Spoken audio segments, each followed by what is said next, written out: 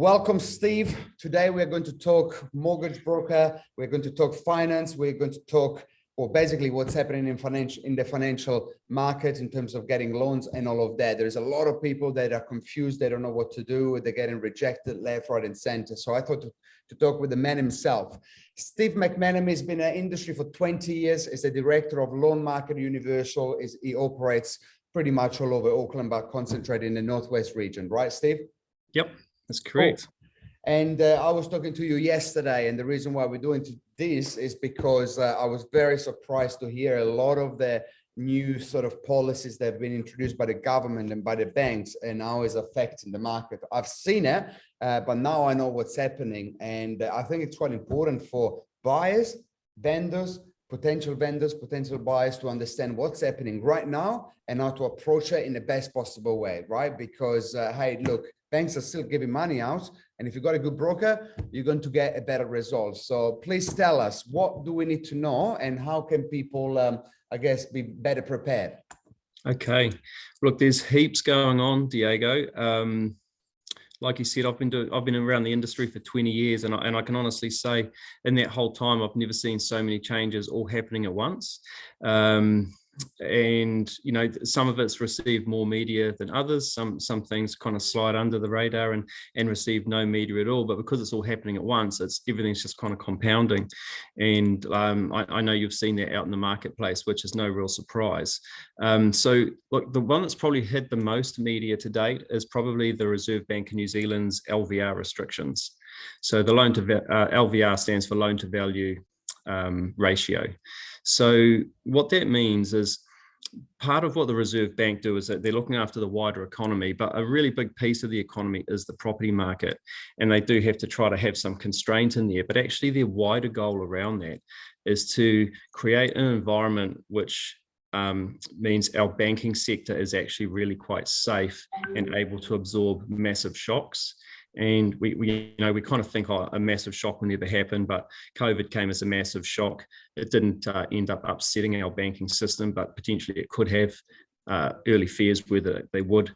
A big shock before that would have been the GFC. That was a massive shock for central banks all around the world. So it's that sort of thing that they are very acutely aware of and try to create a really robust banking system for everyone's protection. So part of a robust banking system means not being too highly geared. So just like as a first home buyer, we'll end up being quite highly geared in terms of our, a large mortgage.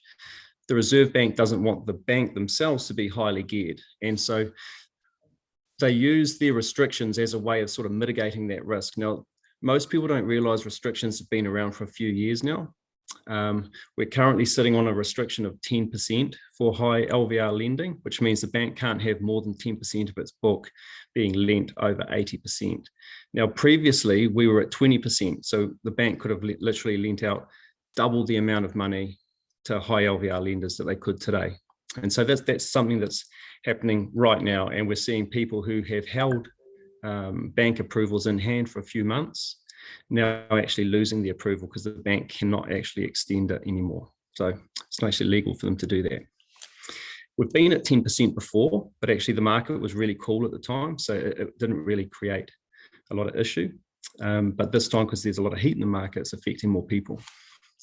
So that's one thing. There are some properties that banks can still lend on. So if it's a new build, they can still lend over 80, and it doesn't come under those restrictions because the RBNZ have allowed that, bearing in mind the fact that we still need to build houses. That's a way of encouraging it. So that's one of the main things. The next biggest thing that would have received a lot of media recently is what's called the CCCFA amendment. And that's been something that's been coming for a long time, but has come into law from the 1st of December. So CCCFA stands for Credit Contracts and Consumer Finance Act. So that is going to impact anyone who's lending money or anyone who's borrowing money, whether it's for a house, a car, fridge, whatever it is. There's a new set of rules that apply. And if I was to try to sort of just boil that down into what it actually means in a nutshell, it means that the banks now have to take greater care and do more due diligence into what your servicing capacity actually is, instead of using a whole lot of benchmarked expenses. So previously, for a lot of expenses, they would have said, oh, Diego, you've got a wife, you've got a couple of kids, so we know someone in that size household will spend X amount of dollars per month. So they're actually not really able to do that anymore. They actually have to take a real close look at what you're actually spending. Now, if you're spending less than the benchmark, they'll just use the benchmark. If you're using more than the benchmark, they'll use what you're actually spending. Now, what that means is if you take a closer look at anything, you get more information. And in a nutshell, it means people don't have the same borrowing capacity that they had a couple of months ago. There's a lot of discretionary expenses that the bank will now have to look at and say, well, based on the pattern of that expense, that's an expense you're likely to carry forward. And therefore, we can't just discount it as being discretionary, that you're probably, that you might just stop paying, like, gym memberships, things like that.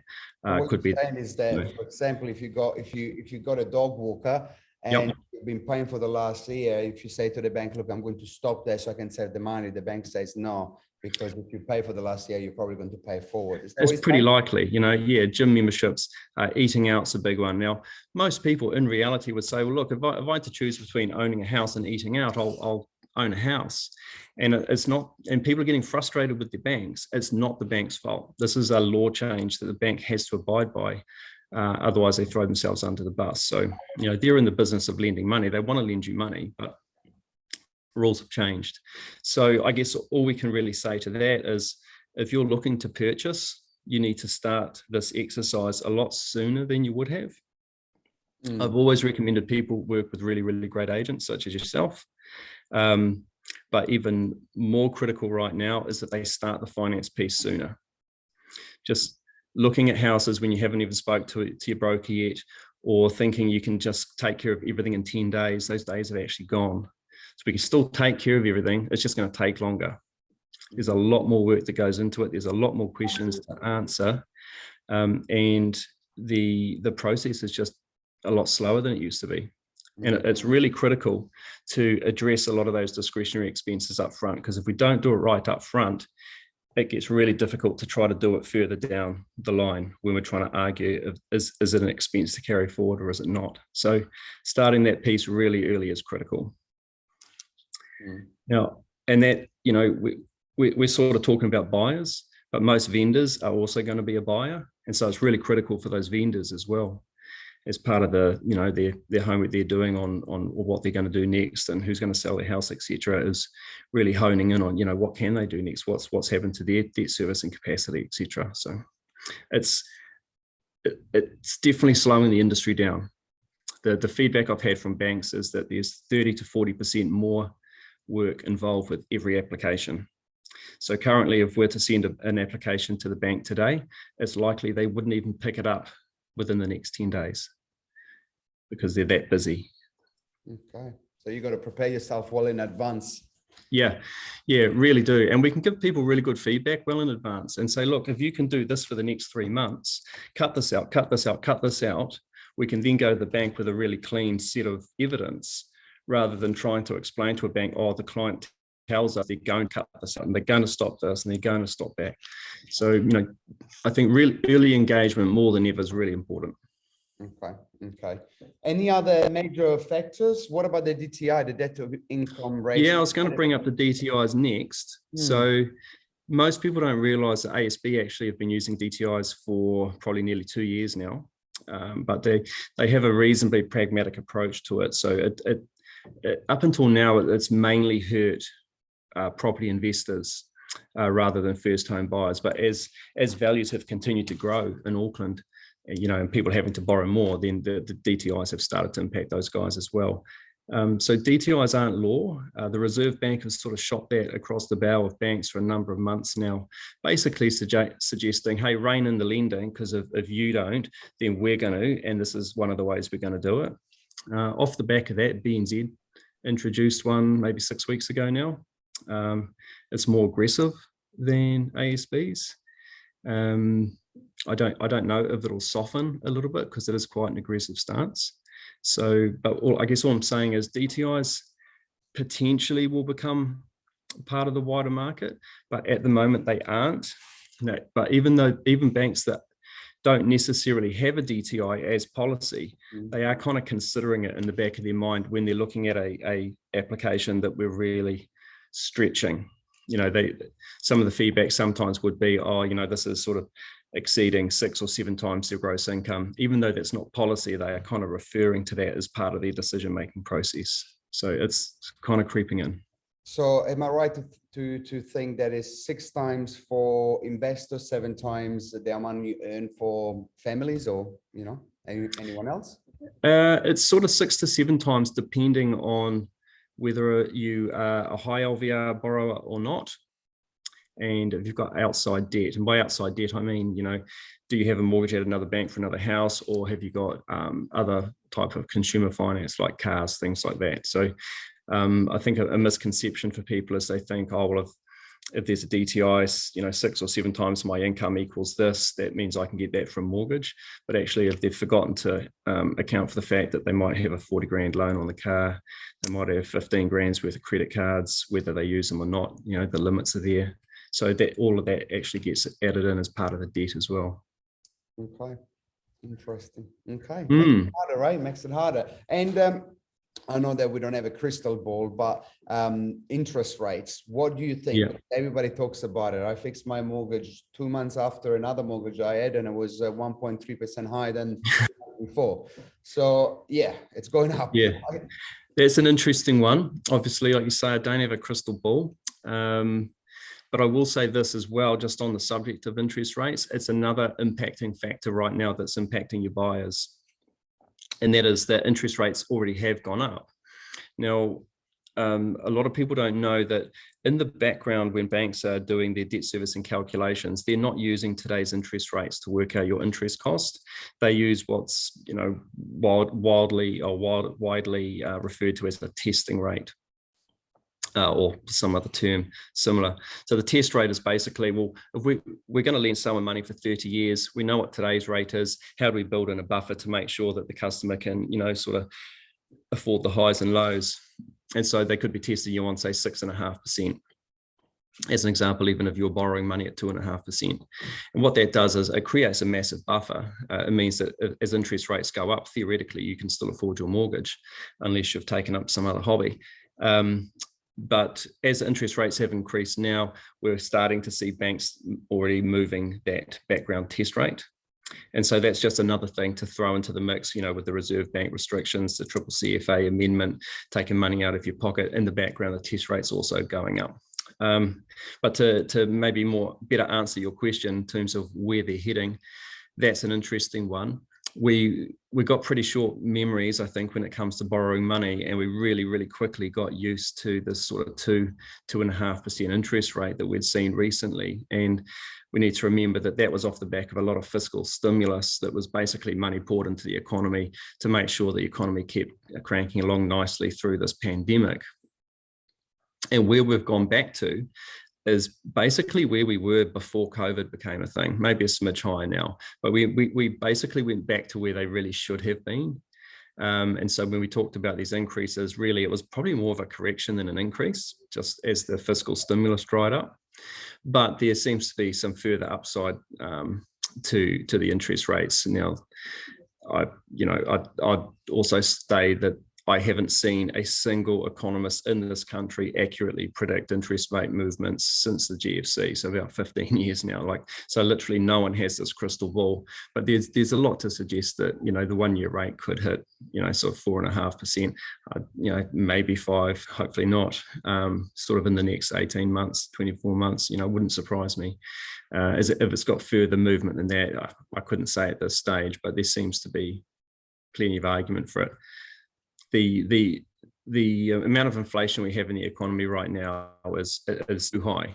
One of the Reserve Bank's requirements is to keep inflation within a certain band, and we're well above that band at the moment. And their main tool for controlling inflation is the official cash rate. So they'll dial it up as they need to, and they'll bring it down as they need to help maintain that, what we consider a healthy range of inflation. And so while inflation's too high, they will, expect to see further incremental shifts in that OCR. Okay, so just to wrap it up, if you want to buy a house, talk to a good broker like Steve, because at the end of the day, it's challenging, right? So you just want to have the best on your side. Yeah, look, it's definitely going to be challenging. And I can always tell every customer I need to divide your scenario through every single lender's policy. I'll come up with a different result for every bank, because there'll be one bank that's the best for you and your specific circumstances, and there'll be a bank that's worst, and everyone else will be somewhere in between. And the best bank for me is probably going to be a different bank to you, because we've got different circumstances. So I'd really say, look, you need early engagement, because it has got a lot tougher and a lot slower. And you do need to talk with a broker, because the banks all look the same from the outside. They've got different corporate colors, but everyone assumes it's kind of the same. They're all lending the same money, but actually their policies differ wildly. And there'll definitely be a bank in the market that will lend you the most money. And it might be your current bank, but it's probably not. And a bank can't tell you that, because they only know their own policy, and they're not going to send you to someone else, but a broker can. Yeah. And look, just one little last question. My prediction is that it's going to be a buyer's market for a number of years, maybe a couple of years. Hard to say though, because there is a lot of things happening and changing. But, you know, with your 20 years experience, what's your prediction for the next couple of years? Is it going to be buyer's market? Is it going to stabilize, or it's definitely not going up, right? You're probably not going up. But one thing I have noticed over what's turned into 3 property cycles, that when there's a significant change, people tend to sort of quickly hesitate. The property market is a bit like a sheep mentality, where we all kind of copy each other. And if there's a big change, a lot of people just quickly step back, stand on the sidelines and go, oh, I better wait and see what's going to happen. And whenever something happens close to Christmas and New Year, it gives people another reason to just go, oh, let's just hold off. You know, it's nearly Christmas. Well, you know, I'm going to have a holiday, et cetera, et cetera. We'll pick it up again in the new year. So it almost gives them permission to sort of dial it back. And so I would expect to see the whole market slow down for the next couple of months, while people sort of take a breath, see what these new rules mean, have a break. You know, well, in especially in Auckland, we've been in lockdown for so long. But, you know, the genuine fundamentals of the market will always shine through. So, you know, if there's still a shortage of properties, there's still a truckload of buyers, we may find off the back of these changes that the gap between vendors' expectations and purchasers' ability to actually meet those expectations, there might be a bit of a resettling there. But I kind of expect everything to kind of calm down, settle back to the new norm within the next sort of 3, 4, 5 months sort of scenario. But I think that, you know, the chances of us seeing what we've seen this year, I think probably slim to nil. But I think there's a bit of a breath catching exercise for sure. Let's see what happens. I'll put your details wherever we post this video. So of course, if you need the best, call Steve, and happy to answer any questions as well. So Steve, thank you for your time. We'll talk soon. Yeah, excellent. No problem at all, Diego.